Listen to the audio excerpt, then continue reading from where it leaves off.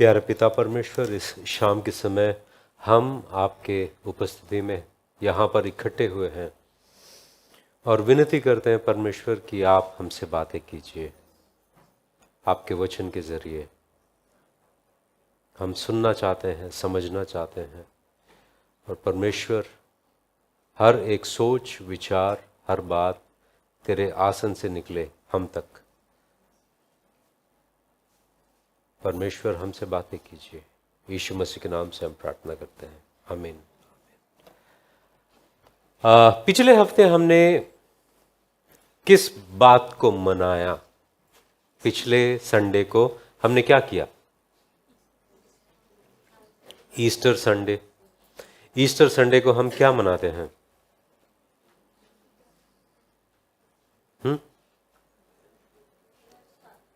हाँ, Easter Sunday को हम क्या मनाते हैं? ईस्टर संडे को हम हमारे प्रभु यीशु मसीह का पुनरुत्थान को मनाते हैं, राइट? वो मर कर तीसरे दिन जिंदा उठे हैं, उस बात को हम मनाते हैं कि यीशु मसीह उस दिन पुनरुत्थान हुए। उससे पहले के संडे हमने क्या मनाया?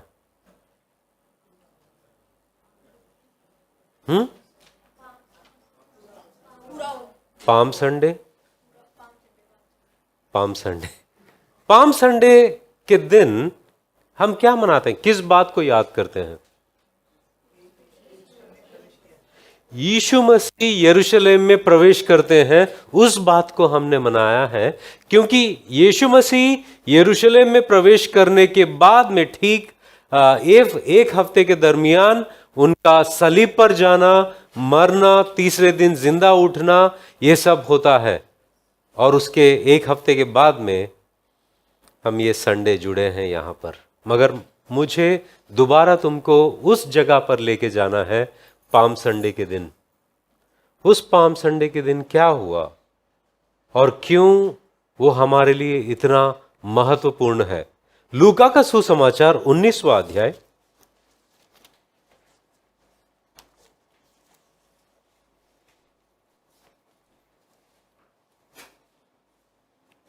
लूका का सुसमाचार 19वां अध्याय इस बात से शुरू होता है कि जक्कई नाम का एक चुंगी वसूल करने वाला होता है।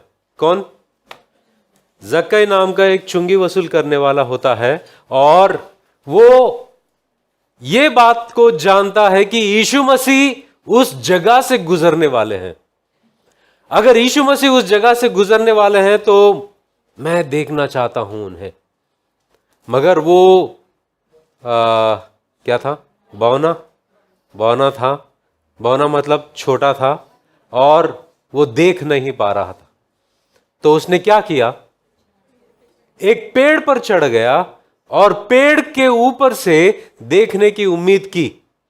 और ठीक यीशु मसीह चलते चलते उस जगह पर पहुंचे, और वचन कहता है कि उन्होंने ऊपर देखा और उसे कहा, जक्कई नीचे आ, आज मुझे तेरे घर पे रहना है। और जक्कई दौड़कर नीचे आया। नीचे आने के बाद वो यीशु मसीह को अपने घर खुशी से बुलाया। यीशु मसीह वहां पर गए। यीशु मसीह, ऐसा वचन ये नहीं कहता कि यीशु मसीह ने उद्धार के बारे में बताया हो, यीशु मसीह ने गुनाहों की माफी के बारे में बताया हो, यीशु मसीह किसी चीज के बारे में बताए नहीं। मगर यीशु मसीह की उपस्थिति के वजह से वहां पर वो इंसान के अंदर इतना बदलाव आ गया कि वो ये कहने लगा, अगर मैं किसी इंसान से ज्यादा पैसे लिया, उसको दुगना मैं वापस करूंगा। अगर मैंने किसी को लूटा, उनको मैं वापस करूंगा, 4 गुना ज्यादा दे दूंगा। तब उन्होंने, यीशु मसीह ने कहा कि आज इस दिन उद्धार इस घर पर आया है। एक्चुअली जब यीशु मसीह उस व्यक्ति के घर जा रहे थे या गए थे, लोग कुड़कुड़ाने लगे। लोग क्या करने लगे? कुड़कुड़ाने लगे कि ये यीशु मसीह इसके घर गया, ये तो पापी इंसान है, ये तो पापी इंसान है। और चुंगी वसूल करने वाला जो इंसान होता है उसको गुनहगारों से जोड़ा जाता है, मतलब वेश्याओं से और पापनी लोगों के साथ में हर बार उसका जिक्र होता है। और फिर चुंगी वसूल करने वालों के बारे में बात किया जाता है। ऐसी स्थिति में यीशु मसीह उसके पास जाते हैं। फिर 19 अध्याय में पहला यह वाक्य होता है। उसके बाद में जब यीशु मसीह उसके घर में ही थे और ये सब बातें हो रही थी, यीशु मसीह एक दृष्टांत को बताते हैं। एक दृष्टांत को बताते हैं कि एक रईस और अमीर इंसान और भला इंसान अपने सेवकों को बुलाकर उनको कुछ पैसे देते हैं ताकि वो व्यापार करे, और वो खुद अपने आप के लिए एक राज्य को हासिल करने के लिए जा रहे थे। मगर वो दृष्टांत में यह लिखा गया है कि उस नगर के लोग ये कह रहे थे कि ये इंसान हम पर राज नहीं करेगा, ये इंसान हम पर राज नहीं करेगा। जब ये भला इंसान वापस आता है राज्य को हासिल करके, उन सारे सेवकों को बुलाता है, उनसे हिसाब लेता है। हिसाब लेने के बाद में वहां पर वो इंसान कहता है कि जो लोग नहीं चाहते थे कि मैं उन पर राज्य करूं, उनको लाओ मेरे सामने, उनको कत्ल करो। ये दृष्टांत जक्कई यीशु मसीह को स्वीकार किया अपने दिल में, अपने जिंदगी में, और फिर उसके बाद एक दृष्टांत को यीशु मसीह ने बताया। बताने के बाद में वो यरूशलेम में प्रवेश होने के लिए एक ईस्ट को हिंदी में क्या कहते हैं? ईस्ट। वो ईस्ट नहीं है, ईस्ट है, डायरेक्शन, पूर्व। पूर्व, पूर्व में एक द्वार होता है यरूशलेम में प्रवेश होने के लिए, और वो जो पूर्व में द्वार होता है वो एक पहाड़ पर से शुरुआत होती है। उस पहाड़ पे से नीचे उतरकर यीशु मसीह सीधे जाते हैं यरूशलेम के मंदिर में। यरूशलेम के मंदिर में जाकर क्या करते हैं? यरूशलेम के मंदिर में जाकर यरूशलेम के मंदिर को साफ करते हैं। साफ करना मतलब वहां पर जो लोग पैसों का लेन देन कर रहे हैं और लोग को जो वहां पर जो व्यापार कर रहे हैं उन सब को हकाल देते हैं। वहां लोगों को चंगाई देते हैं और सिखाने लगते हैं। ये सब वाक्य जो होता है। मगर जब यीशु मसीह यरूशलेम में जाने की बात करते हैं, इतना हंगामा क्यों? क्यों वो ये कह रहे थे कि जाओ, जाकर मेरे लिए एक गधे का बच्चा होता है वहां पर, उसको लेकर आओ। और उस वक्त तक वो वहीं पर रुकते हैं। ये लोग जाते हैं, वो गधे के बच्चे को लेके आते हैं और उसके ऊपर यीशु मसीह बैठते हैं। और जब यीशु मसीह बैठने से पहले अपने चेलों ने उनका कपड़े निकालकर उसके ऊपर डाला, और लोगों ने अपने ऊपर के कपड़ों को निकालकर उस रास्ते पर बिछाया, जैसे जैसे यीशु मसीह उस गधे पर बैठकर जा रहे थे यरूशलेम की ओर। इसका मतलब क्या है? क्यों? क्यों? और इस बात में मनाने जैसा क्या है? और इस बात में खासियत क्या है कि इसको हम याद करें? और पूरे संसार में कलीसियाओं में इस बात को याद करते हैं और उस पर प्रचार होता है। जब मैं इन बातों पर गौर कर रहा था कि यीशु मसीह उस पहाड़ पर खड़े होने का मतलब क्या है, और गौर कर रहा था, सोच रहा था, और परमेश्वर ने मुझे कुछ वचनों को दिखाया। और कितने लोग जानते हैं मंदिर में जाकर यीशु मसीह जब इन सारे लोगों को हकाल दे रहे थे, उन्होंने क्या कहा? यीशु मसीह ने क्या कहा?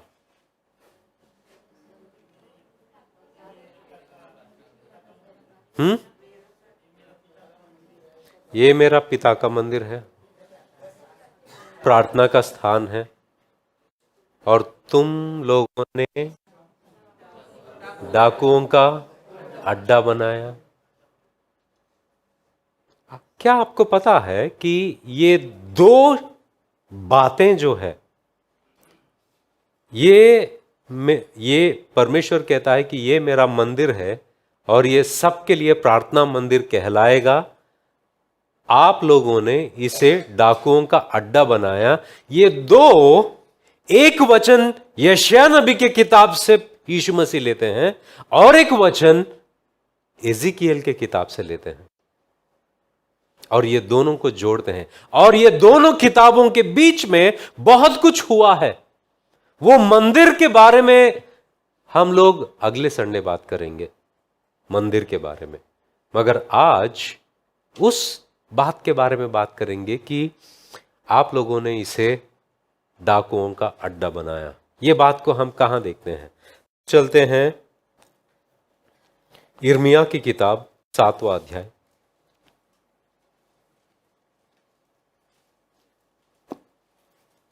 यिर्मयाह का किताब 7वां अध्याय।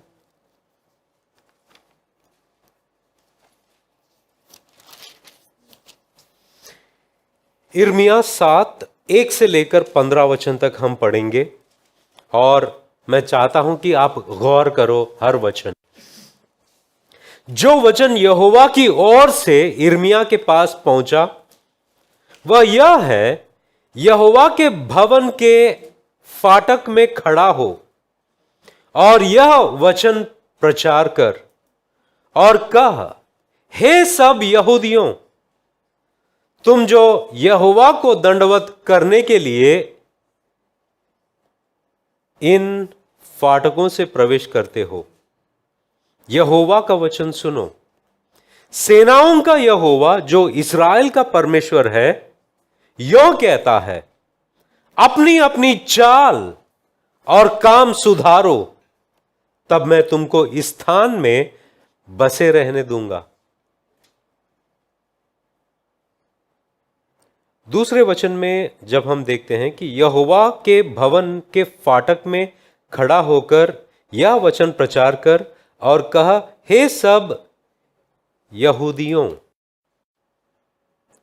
यहूदा, या इसके बारे में मैं बात करूंगा। तीसरा वचन, सेनाओं का यहोवा जो इस्राएल का परमेश्वर है यो कहता है कि अपनी अपनी चाल और काम सुधारो, तब मैं तुमको इस स्थान में बसे रहने दूंगा। तुम लोग यह कहकर झूठी बातों पर भरोसा मत रखो। तुम लोग यह कहकर झूठी बातों पर भरोसा मत रखो। क्या झूठी बातें? और वो झूठी बातें क्या है और क्या कहकर इन झूठी बातों पर भरोसा किया जा रहा है?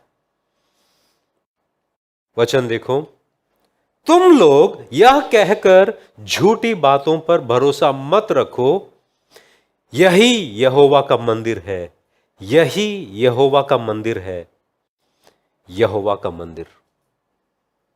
3 बार यही यहोवा का मंदिर है, यहोवा का मंदिर है, यहोवा का मंदिर है। मतलब क्या है? और ये झूठी बात कैसे हुई है? और इन बातों पर क्यों ये लोग विश्वास करने से परमेश्वर ये कह रहे हैं कि ये झूठी बात पर विश्वास मत करो। सेनाओं का यहोवा जो इस्राएल का परमेश्वर है यों कहता है कि अपनी अपनी चाल और काम सुधारो, तब मैं तुमको इस स्थान में बसे रहने दूंगा।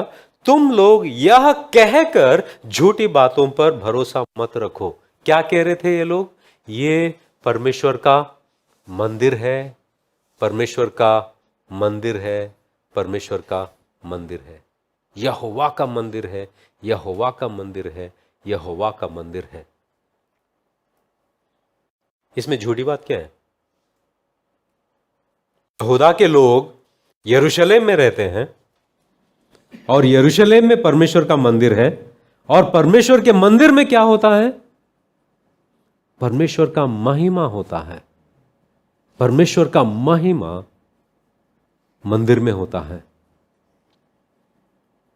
तो इसमें झूठ बात क्या है? इसके बीच में जो बातें हुई है वो बातों को मैं बताता हूं कि ये जो यहूदा है, पूरा इस्राएली लोग जो हैं दो हिस्सों में बटे हुए हैं।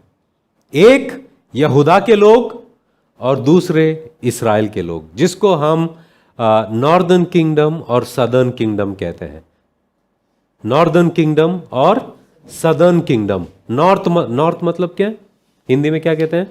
नॉर्थ उत्तर, और साउथ दक्षिण। उत्तर का राज्य और दक्षिण का राज्य। उत्तर का राज्य जो है, जो इस्राएली लोग वहां पर थे, उन्होंने, अगर आप लोग दूसरे राजाओं का किताब 17 अध्याय 7 से लेकर 24 पढ़ते हो, वहां पर यह पता चलता है कि ये लोग जब परमेश्वर के खिलाफ गए और इनकी जिंदगी को सुधारा नहीं और वो अपने मनमानी करते रहे, परमेश्वर को जो गुस्सा दिलाता है उन सारे कामों को कर रहे थे। परमेश्वर ने बार बार उन्हें चेतावनी दी थी, मगर उन्होंने सुना नहीं, तो उनको दूसरा राज्य आकर बंदी बनाकर लेके गए। जब ये नॉर्थ उत्तर का जो राज्य है, जब उनके साथ में ये हादसा हुआ, इसको हादसा नहीं बोल सकते, ये वाकया हुआ है। दक्षिण में जो इस्राएली लोग हैं, जो यरूशलेम में हैं, उनको सीखना चाहिए था कि वो लोग परमेश्वर के पीछे ना चले, तो उनके साथ ऐसे हुआ, हमारे साथ भी ऐसा हो सकता है। भला इसी में है कि हम परमेश्वर के पीछे चले, मगर इन्होंने ऐसा नहीं किया। ये क्या कह रहे थे पता है? हमें कुछ नहीं होगा। हमें कुछ क्यों नहीं होगा पता है? क्योंकि हमारे घर, हमारे यरूशलेम में परमेश्वर का मंदिर है। परमेश्वर का मंदिर है, और परमेश्वर के मंदिर में परमेश्वर की महिमा है। कोई भी आएगा तो परमेश्वर उन्हें देख लेगा। परमेश्वर हमें बंदी बनाकर ले जाने ऐसी नौबत कभी आने नहीं देगा। तो वो लोग क्या कर रहे हैं? क्योंकि परमेश्वर का मंदिर है, हम कैसे भी जिए कुछ फर्क नहीं पड़ता। हम कुछ भी करें कुछ फर्क नहीं पड़ता है। आपको पता है, कुछ लोग होते हैं, एक इंसान था गांव में। वो जब भी हम प्रार्थना कंडक्ट करने के लिए जाते हैं, वो आंगन में प्रार्थना रखते थे हम लोग। मतलब वो गांव बाहर स्ट्रीट लाइट होता था, वहाँ पर प्रार्थना रखते थे। और ये बंदा कहता था कि मैं विश्वास करता हूँ, फुल पीकर आता था, लुढ़कते लुढ़कते आता था, वहाँ बैठता था, ऐसा करके बैठता था। हाँ, और तो ऐसा इंसान मुझे बोल रहा था कि मुझे किसी से डरने लगता है। क्यों मालूम है? मेरे को जब भी डर लगा ना, मेरे पास क्रॉस है, क्रॉस। मैं क्रॉस दिखाता है, वो चले जाता है, जो भी है। और एक बंदा बोलता है मेरे पास बाइबल है, बाइबल, इसी से मैं शैतान को मारूंगा। कभी सुना है आपने? मतलब इसकी जिंदगी ठीक नहीं है, ये बेवड़ा है, मगर ये क्या पकड़ रहा है? क्रॉस, बाइबल, ये वो पकड़ रहा है। आपने देखा है ये हिंदी मूवीज में भी दिखाई देते हैं कि जब शैतान आता है वो क्रॉस लेके ऐसे ऐसा करता है, ऐसे। देखा है आपने? ये इस्राएली लोग वैसे ही कर रहे थे। मैं जैसे भी जीऊंगा फर्क नहीं पड़ता है, मंदिर है। कुछ नहीं होगा मेरे को। तो इसलिए दोबारा हम लोग पढ़ते हैं अभी कॉन्टेक्स्ट में 7वां अध्याय 2 वचन से। यहोवा के भवन के फाटक में खड़ा हो और यह वचन प्रचार कर और कह, हे सब यहूदियों, मतलब यहूदा के लोग जो दक्षिण में रहते हो, तुम जो यहोवा को दंडवत करने के लिए इन फाटकों से प्रवेश करते हो। यहोवा का वचन सुनो। सेनाओं का यहोवा जो इस्राएल का परमेश्वर है यों कहता है, अपनी अपनी चाल और काम सुधारो, तब मैं तुमको इस स्थान में बसे रहने दूंगा। मतलब उन लोगों ने जो नॉर्थ उत्तर में थे, उन्होंने अपनी चाल चलन सुधारी नहीं, मैंने उनको अपने जगह से निकाल दिया। मगर दक्षिण में जो आप लोग रहते हो, अगर आपने आप सुधरे नहीं हो, अगर सुधरते हो तो तुम्हारे जगह पर मैं रहने दूंगा। सेनाओं का यहोवा कहता है, सुधारो, तब मैं तुमको इस स्थान में बसे रहने दूंगा। 4वां वचन, तुम लोग यह कहकर झूठी बातों पर भरोसा मत रखो। क्या कह रहे थे ये लोग? यह यहोवा का मंदिर है, यही यहोवा का मंदिर है, यहोवा का मंदिर। यदि तुम सचमुच अपनी अपनी चाल और काम सुधारो और सचमुच मनुष्य मनुष्य के बीच न्याय करो, परदेशी और अनाथ और विधवा पर अंधेर ना करो, इस स्थान में निर्दोष की हत्या ना करो और दूसरे देवताओं के पीछे ना चलो जिससे तुम्हारी हानि होती है, तो मैं तुमको इस नगर में और इस देश में जो मैंने तुम्हारे पूर्वजों को दिया था, युग युग के लिए रहने दूंगा। वचन 8, देखो तुम झूठी बातों पर भरोसा रखते हो जिनसे कुछ लाभ नहीं हो सकता। तुम जो चोरी, हत्या और व्यभिचार करते हो, झूठी शपथ खाते, बाल देवता के लिए धूप जलाते और दूसरे देवताओं के पीछे जिन्हें तुम पहले नहीं जानते थे चलते हो, तो क्या यह उचित है कि तुम इस भवन में आओ जो मेरा कहलाता है और मेरे सामने खड़े होकर यह कहो, हम छूट गए हैं कि ये सब घृणित काम करें? क्या यह भवन जो मेरा कहलाता है तुम्हारी दृष्टि में डाकुओं की गुफा हो गया है? यहीं से यीशु मसीह वो बात को पिकअप करते हैं। यहीं से यीशु मसीह वो लेते हैं कि तुमने मेरे पिता के मंदिर को डाकुओं का अड्डा बनाया। यहीं से यीशु मसीह वो बात को लेते हैं। और इसके बाद में क्या होता है? इनको चेतावनी दिया है, परमेश्वर ने कहा है कि मेरी बात सुनो, अगर तुम ये सोचकर बैठे हो तुम गलत या झूठे बातों पर विश्वास कर रहे हो। मतलब इन लोगों की जिंदगी ठीक नहीं है, ये दूसरे देवी देवताओं के पीछे जा रहे हैं, उसको बलि चढ़ा रहे हैं, धूप चढ़ा रहे हैं, दूसरों के साथ अन्याय कर रहे हैं, उनकी जिंदगी कहीं से भी ठीक नहीं है। और वो आकर ये कह रहे हैं कि यहां पर मंदिर है तो हमें कुछ नहीं होगा, हम कैसे भी रह सकते हैं। और परमेश्वर कह रहा है, अगर जब हम 11 वचन से देखते हैं, 12 वचन से, मेरा जो स्थान शीलो में था, मेरा जो स्थान शीलो में था, जहां मैंने पहले अपने नाम का निवास ठहराया था, वहां जाकर देखो कि मैंने अपनी प्रजा इस्राएल की बुराई के कारण उसकी क्या दशा कर दी है। अब यहोवा की यह वाणी है कि तुम जो ये सब काम करते आए हो, और यद्यपि मैं तुमसे बड़े यत्न से बातें करता रहा हूं, तो भी तुमने नहीं सुना। यहां पर एक जगह की मिसाल देते हैं परमेश्वर।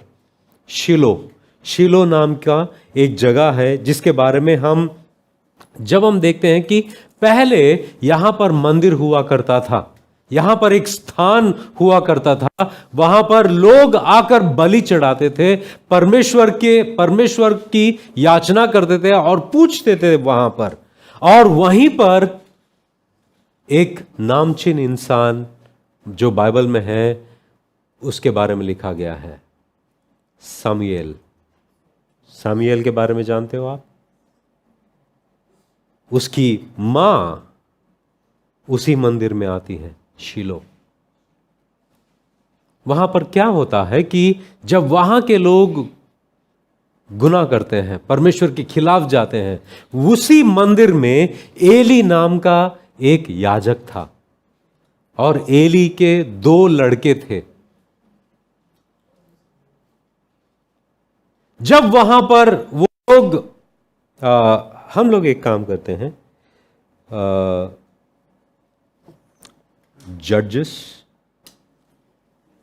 न्यायियों का किताब 21वां अध्याय, न्यायियों का किताब 21वां अध्याय 19वां वचन पढ़ते हैं। वहां पर देखते हैं कि फिर उन्होंने कहा, सुनो, शिलो जो बेतेल के उत्तर की ओर और उस सड़क के पूर्व की ओर है जो बेतेल से शकेन को चली गई है, और लबोना के दक्षिण की ओर है, उसमें प्रतिवर्ष यहोवा का एक पर्व माना जाता है। इसी के बारे में एजिकियल की किताब में परमेश्वर यिर्मयाह की किताब में याद दिला रहे हैं कि शिलो, जहां एक वक्त पर मेरा नाम हुआ करता था, उसकी मैंने क्या दशा की है। और यहां पर जब हम देखते हैं कि यहां पर पर्व मनाया जाता था, और हम लोग जब हम देखते हैं कि पहला समुएल पहला अध्याय 3 वचन, वह पुरुष प्रतिवर्ष अपने नगर से सेनाओं के यहोवा को दंडवत करने और मेल बलि चढ़ाने के लिए शिलो में जाता था। वहां होप्नी और पिनाहास नामक एली के 2 पुत्र रहते थे जो यहोवा के याजक थे। और 3 अध्याय 3 वचन पढ़ते हैं, और परमेश्वर का दीपक अब तक बुझा नहीं था, और शमूएल यहोवा के मंदिर में जहां परमेश्वर का संदूक था लेटा था। शमूएल वहीं पर लेटा था, उसी मंदिर में, शिलो नाम जगह। जब हम लोग 4 अध्याय में जाते हैं, पहला शमूएल के 4 अध्याय में, वहां पर हादसा होता है। 2 वचन से लेकर 10वें वचन तक जब हम पढ़ते हैं, तब फलिस्तियों ने इस्राएल के विरुद्ध पांति बांधी, और जब घमासान युद्ध होने लगा, तब इस्राएली फलिस्तियों से हार गए। कौन किससे हार गया? इस्राएली लोग जो परमेश्वर के लोग हैं, फलिस्तियों जो परमेश्वर के लोग नहीं, वो अन्य जाति के लोग हैं, उनसे ये लोग हार गए। और उन्होंने कोई 4000 इस्राएली सेना के पुरुषों को मैदान में ही मार डाला। जब वे लोग छावनी में लौट आए, तब इस्राएल के वृद्ध लोग कहने लगे, यहोवा ने आज हमें फलिस्तियों से क्यों हरवा दिया है? आओ हम यहोवा की वाचा का संदूक शिलो से मांग ले आए, कि वह हमारे बीच में आकर हमें शत्रुओं के हाथ से बचाए। ये लोग क्या कह रहे हैं पता है? इस्राएली लोग हार गए हैं फलिश्तियों से।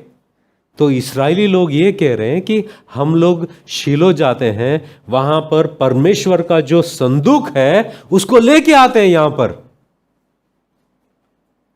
इसको देखकर ये लोग डर जाएंगे, भाग जाएंगे। वही वाला क्रॉस वाला चीज देखा है आपने? शैतान मेरे पास नहीं आ सकता, क्यों मालूम है? मेरे पास बाइबल है। शैतान मेरे पास नहीं आ सकता, क्यों मालूम है? मेरे गले में क्रॉस है। ऐसे ही ये लोग ये कर रहे थे कि तुम हमें अभी नहीं हरा सकोगे, क्यों पता है? हमारे पास संदूक है परमेश्वर का। मतलब इनके अंदर विश्वास नहीं, इनका जीवन परमेश्वर के अनुसार नहीं, इनके अंदर परमेश्वर का भय नहीं, ये परमेश्वर के सामने गिड़गिड़ाने वाले नहीं, मगर ये चाहते थे कि उनका काम पूरा हो जाए बस। इन लोगों ने क्या किया? संदूक लेके आए। फलिस्तियों ने क्या किया? इनको सबको मारा, हराया और संदूक लेके चले गए। जब ये बात एली को सुनाई दिया, हम आगे पढ़ते हैं। तब उन लोगों ने शीलो में भेजकर वहां से करूबों के ऊपर विराजने वाले सेनाओं के यहोवा की वाचा का संदूक मांग लिया, और परमेश्वर की वाचा के संदूक के साथ एली के दोनों पुत्र होप्नी और पिनहास भी वहां थे। जब यहोवा की वाचा का संदूक छावनी में पहुंचा, तब सारे इस्राएली इतने बल से ललकार उठे कि भूमि गूंज उठी। इस ललकार का शब्द सुनकर फलिस्तियों ने पूछा, इस्राएलियों की छावनी में ऐसी बड़ी ललकार का क्या कारण है? तब उन्होंने जान लिया कि यहोवा का संदूक छावनी में आया है।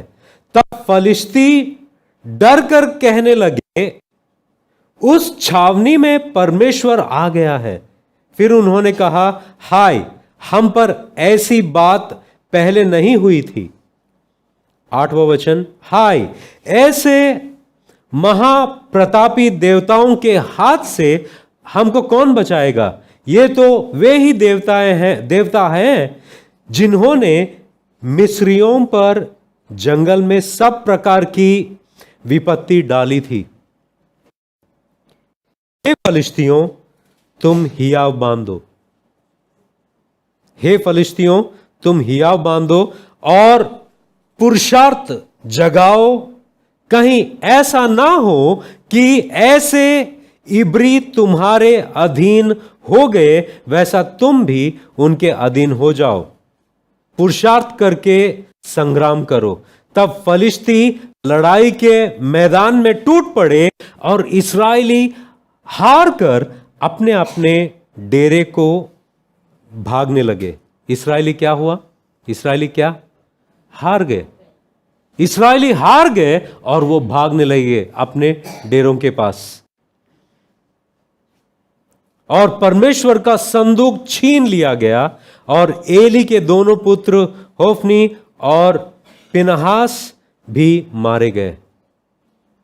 12 वचन, तब उसी दिन एक बिन्यामीन मनुष्य सेना में से दौड़कर अपने वस्त्र फाड़े और सिर पर मिट्टी डाले हुए शीलो पहुंचा। Is it on? Is it on? It's low.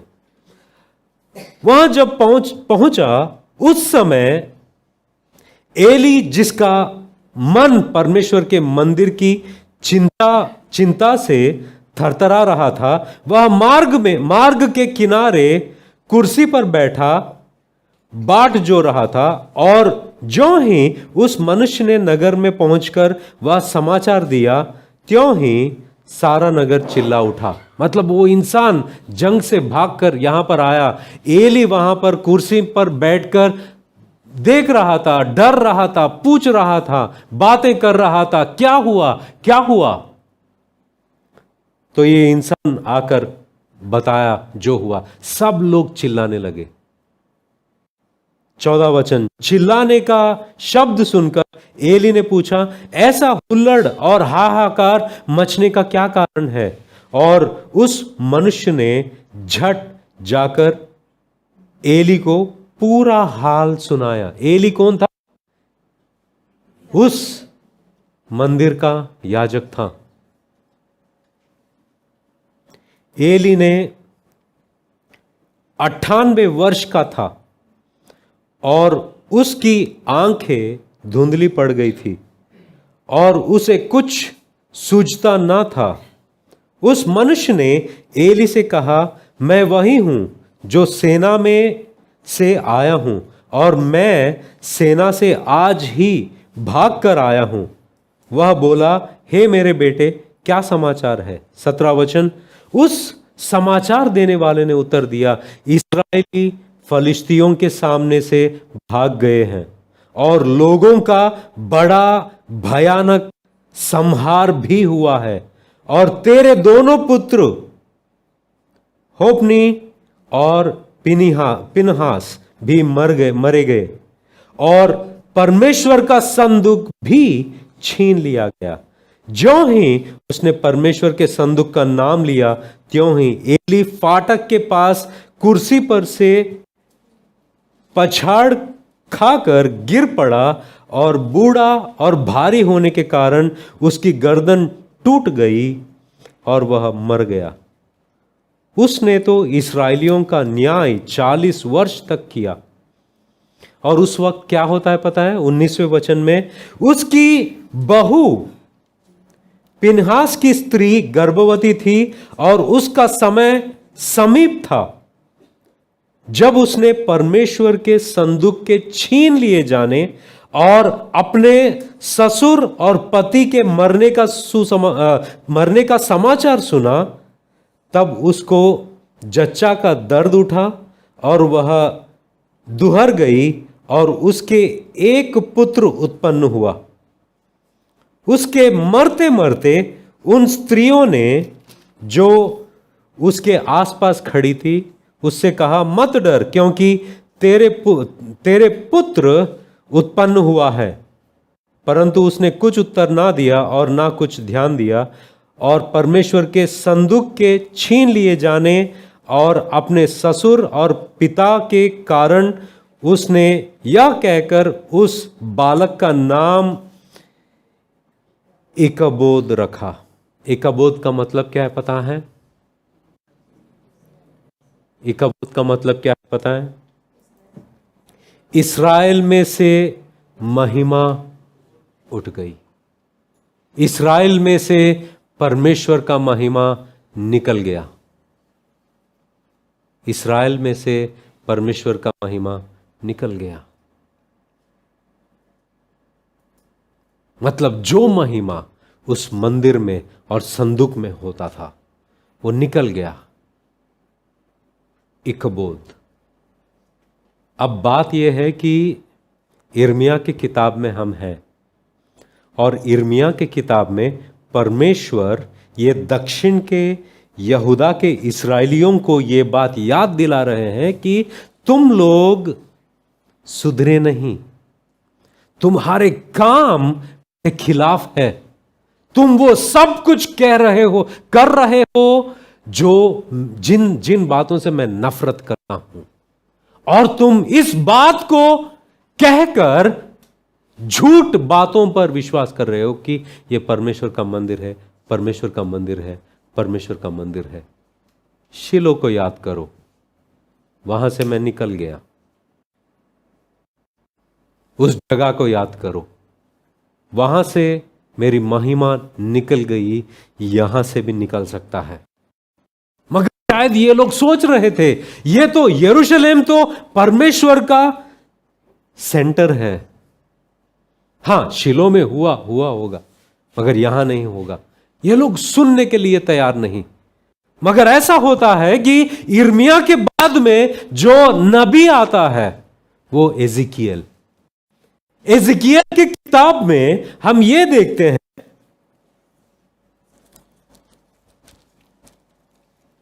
एजिकियल की किताब 10 और 11 अध्याय।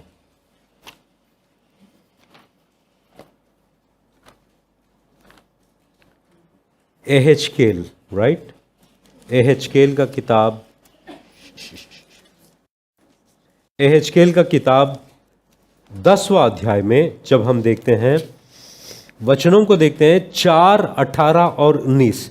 चौथा वचन में ये लिखा गया है कि तब यहोवा का तेज करूबों के ऊपर से उठकर भवन की डेवढ़ी पर आ गया और बादल भवन में भर गया और वहां आंगन यहोवा के तेज के प्रकाश से भर गया।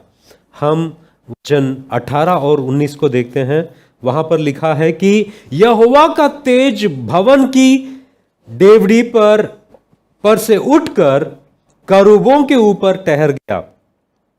तब करूब अपने पंख उठाकर मेरे देखते देखते पृथ्वी पर से उठकर निकल गए और पहिए भी उनके संग संग गए और वे सब यहोवा के भवन के पूर्वी फाटक, इस बात को याद रखो, क्या फाटक?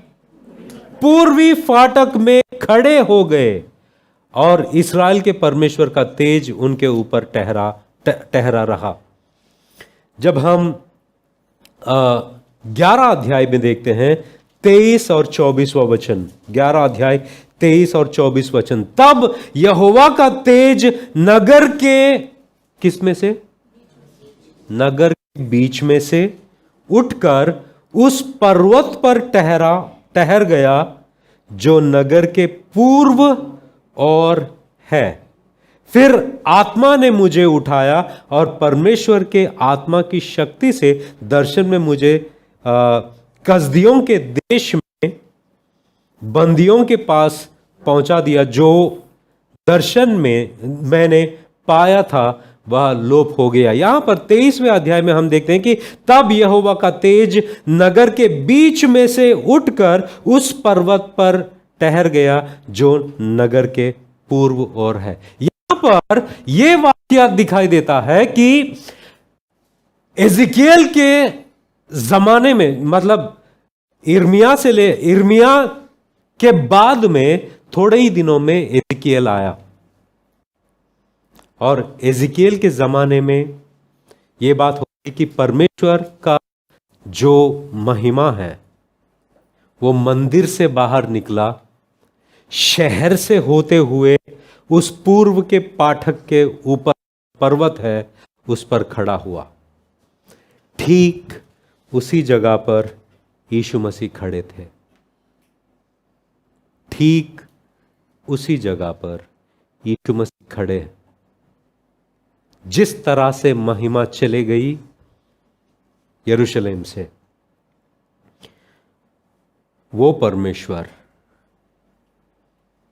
उसी तरह वहां पर खड़े हुआ और वहां से एक गधे पर बैठकर सीधा कहां जाता है पता?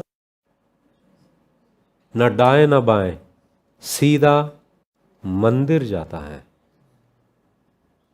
जिस तरह से मंदिर में से महिमा निकलकर फाटक के ऊपर गई थी, उसी तरह यीशु मसीह वापस आते हैं, उसी जगह पर जाते हैं, मंदिर में। और मंदिर में जाने से पहले यीशु मसीह रोते हैं। यीशु मसीह रोते हैं। लूका का सुसमाचार 19वां अध्याय, लूका का सुसमाचार 19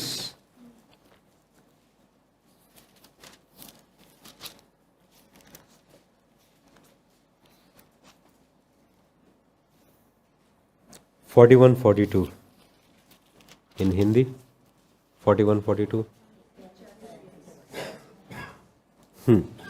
जब वह निकट आया तो नगर को देखकर उस पर रोया और कहा, क्या ही भला होता कि तू ही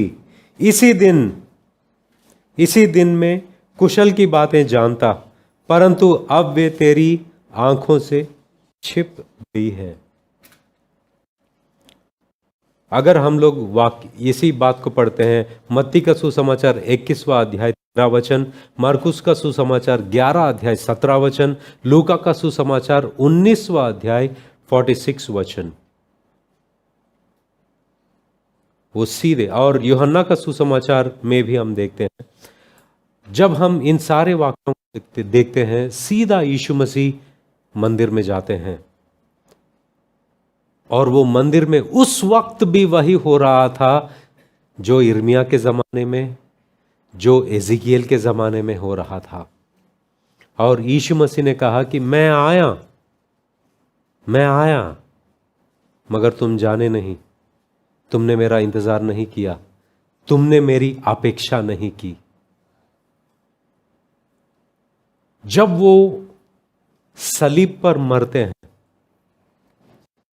मरने से पहले मैंने लूका के सुसमाचार 19 में 2 वाक्यों को बताया। एक वो कहता है, जक्कई होता है, उसने अपने ऊपरी कपड़ा यीशु के सामने डाला और कहा कि मेरे पर राज कर तू। ये ऊपर का कपड़ा डालने का मतलब यह है कि आप मुझ पर राज करो। और कुछ लोग ये कह रहे हैं उन यीशु मसीह के दृष्टांत में कि ये इंसान हम पर राज नहीं करेगा, ये इंसान हम पर राज नहीं करेगा।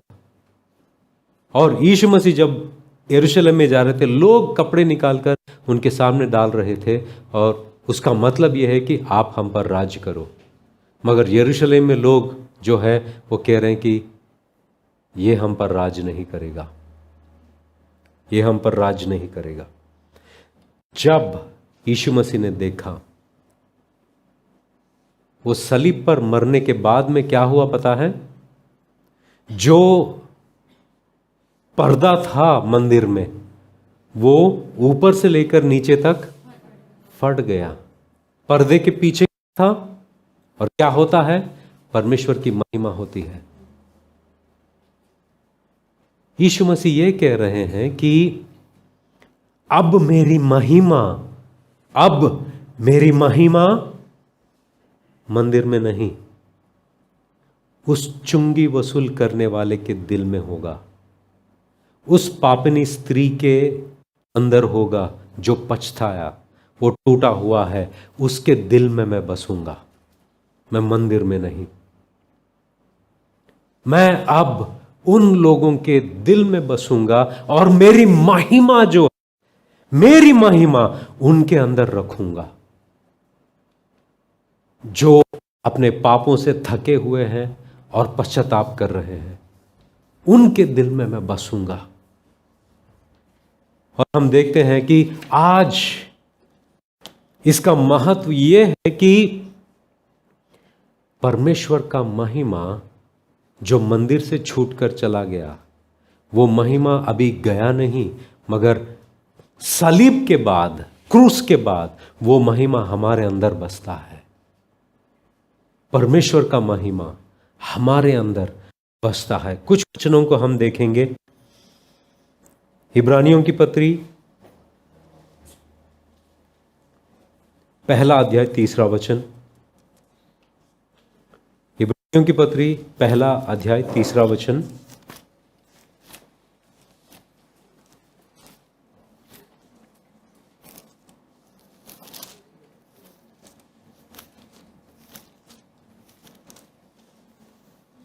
वहां पर यह लिखा है कि वह उसकी महिमा का प्रकाश, दूसरे वचन से पढ़ सकते हैं या पहले वचन से पढ़ सकते हैं, पूर्व युग में परमेश्वर ने बाप दादाओं से थोड़ा थोड़ा करके और भांति भांति से भविष्यवक्ताओं के द्वारा बातें कर इन अंतिम दिनों में हमसे पुत्र के द्वारा बातें की, जिसे उसने सारी वस्तुओं का वारिस ठहराया और उसी के द्वारा उसने सारी सृष्टि की रचना की है।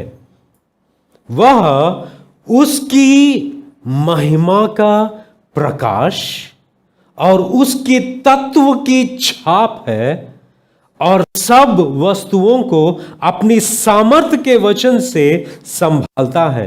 वह पापों को धोकर ऊंचे स्थानों पर महामहिमन के दाहिने जा बैठा। अब हम कुलुस्सियों की पत्री पहला अध्याय 27वां वचन पढ़ते हैं। कुलुस्सियों की पत्री पहला अध्याय 27 वचन। यहां पर यह लिखा है कि जिन पर परमेश्वर ने प्रकट करना चाहा कि उन्हें ज्ञात हो कि अन्य जातियों में उस भेद की महिमा का मूल्य क्या है। क्या भेद की महिमा का मूल्य? अन्य जाति के लोगों में यह महिमा आ बसा है। और यहां पर लिखा है कि जिन पर परमेश्वर ने प्रकट करना चाहा, मतलब परमेश्वर ने अपनी महिमा को प्रकट करना चाहा। किनके ऊपर? हमारे ऊपर। उस मंदिर से निकल गया और वो महिमा को हम पर प्रकट करना चाहा। और वो महिमा जिन पर परमेश्वर ने प्रकट करना चाहा कि उन्हें ज्ञात हो कि अन्य जातियों में उस भेद की महिमा का मूल्य क्या है। और वह यह है कि मसीह जो महिमा की आशा है तुम में रहता है। तुम में रहता है। वो महिमा अब कहां है? वो महिमा कहां है? तुम में, हम में रहता है। वो परमेश्वर का महिमा, मसीह यीशु जो परमेश्वर के महिमा के छाप है और वो हमारे अंदर है। आज परमेश्वर का महिमा हमारे अंदर होता है। और एक वचन हम देखते हैं, दूसरा कुरिन्थियों की पत्री चौथा अध्याय।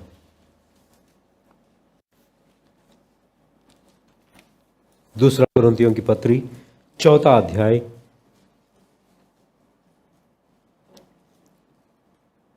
वचन 6। यहां पर लिखा है कि इसलिए कि परमेश्वर ही है जिसने कहा अंधकार में से ज्योति चमके, और वही हमारे हृदय में चमका कि परमेश्वर की महिमा की पहचान की ज्योति यीशु मसीह के चेहरे से प्रकाशमान हो। जो परमेश्वर ने कहा अंधकार में ज्योति हो, वो परमेश्वर वही हमारे हृदयों में चमका। अब कहां है वो महिमा? तुम्हारे अंदर। तुम्हारे अंदर परमेश्वर का महिमा है। तुम्हारे अंदर परमेश्वर का महिमा है। और 7 से लेकर 12 तक जब हम पढ़ते हैं, परंतु हमारे पास वह धन मिट्टी के बर्तनों में रखा है। यह क्या धन है और यह क्या मिट्टी की बर्तन है? वो परमेश्वर का महिमा जो है इस मिट्टी के बर्तन में रखा गया है। वो परमेश्वर का महिमा इस मिट्टी के बर्तन में, परंतु हमारे पास वह धन मिट्टी के बर्तनों में रखा है कि यह असीम सामर्थ हमारी ओर से नहीं, मतलब ये जो परमेश्वर की महिमा है वो असीम सामर्थ इस मिट्टी के बर्तन में है। वो असीम जिसकी कोई सीमा नहीं, वो असीम सामर्थ, वो असीम परमेश्वर की महिमा मेरे अंदर है और मैं वो मिट्टी का बर्तन हूं। वरन परमेश्वर ही की ओर से ठहरे। हम चारों ओर से क्लेश तो भोगते हैं पर संकट में नहीं पड़ते। मतलब चारों ओर से हमें क्लेश आता है, जिंदगी में क्लेश आता है, जिंदगी में समस्याएं आती हैं,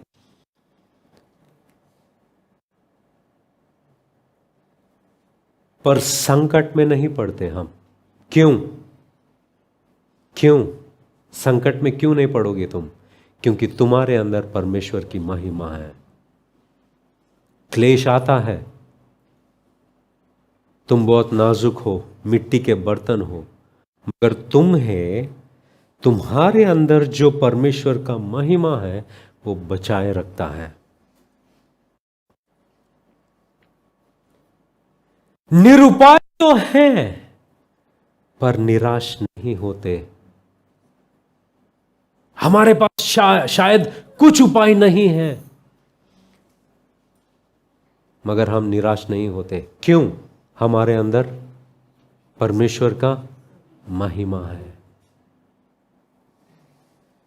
सताए तो जाते हैं पर त्यागे नहीं जाते। हां, सताए जाएंगे मगर हमें त्याग नहीं दिया जाएगा। क्यों? जो परमेश्वर ने अंधियारे में ज्योति हो ये कहा, वो परमेश्वर मेरे दिल में है, वो परमेश्वर मेरे अंदर, उसकी महिमा मेरे अंदर है। गिराए तो जाते हैं, नष्ट नहीं होते।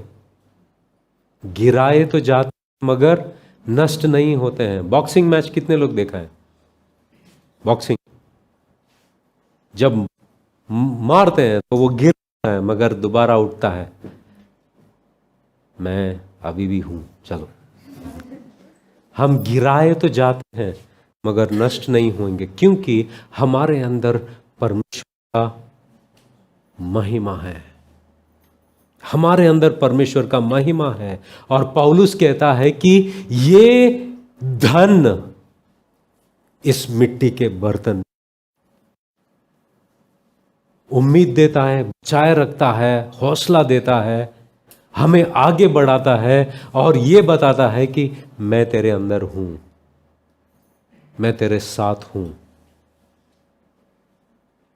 कुछ भी हो जाए,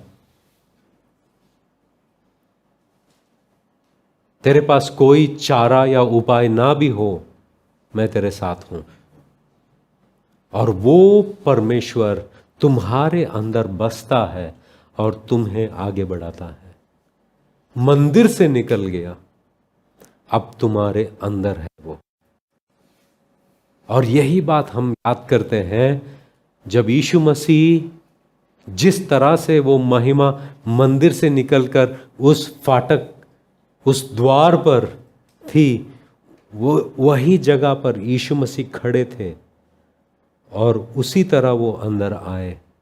अगर कोई उन्हें स्वीकार नहीं किया तो उन्होंने सोचा यही अच्छा है कि मैं चुंगी वसूल करने वाले, पापिनी स्त्री और ऐसे लोग जो गुनहगार हैं उनके दिलों में मैं बसूंगा, क्योंकि वो पश्चाताप कर रहे हैं और वो मुझे चाहते हैं, मुझे उनके घर बुला रहे हैं, जैसे कि जक्कई ने बुलाया। आज अगर आप यीशु मसीह को स्वीकार करते हो, तुम्हारे गुनाहों को वो माफ करेंगे और उनकी महिमा तुम्हारे अंदर बसने देंगे, क्योंकि वो ही एक है जो आपके पापों के लिए उन्होंने सलीब पर मरे और तीसरे दिन जिंदा उठे। किसी ने तुम्हारे पापों के लिए कुछ नहीं किया सिवाय यीशु मसीह के। अगर आप यीशु मसीह को स्वीकार करते हो कि वो आपका उद्धार करता है, आपके लिए वो सलीब पर तुम्हारे गुनाहों को ढोकर वो सलीब पर मरे, ये विश्वास करोगे, आज तुम्हारी जिंदगी बदलेगी और वो परमेश्वर की महिमा तुम्हारी जो मिट्टी की बर्तन है, तुम्हारा जिस्म अंदर बसेगा और जिंदगी भर और अनंत काल के लिए वो अगवा करेगा। आइए हम प्रार्थना करते हैं।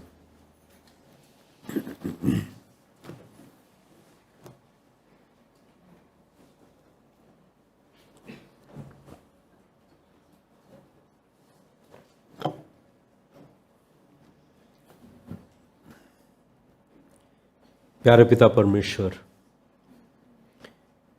मैं उन लोगों के लिए प्रार्थना करता हूं जो अब तक आपको जाना नहीं। परमेश्वर, उनके दिलों को और मनों को आप स्पर्श कीजिए।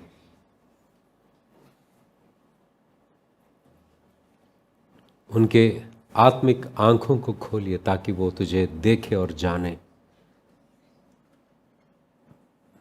पिता परमेश्वर, उनकी जिंदगी को बदल देना। आप हमसे बातें की, आपके वचनों के जरिए धन्यवाद करते हैं परमेश्वर। यीशु मसीह के नाम से हम प्रार्थना करते हैं, आमीन।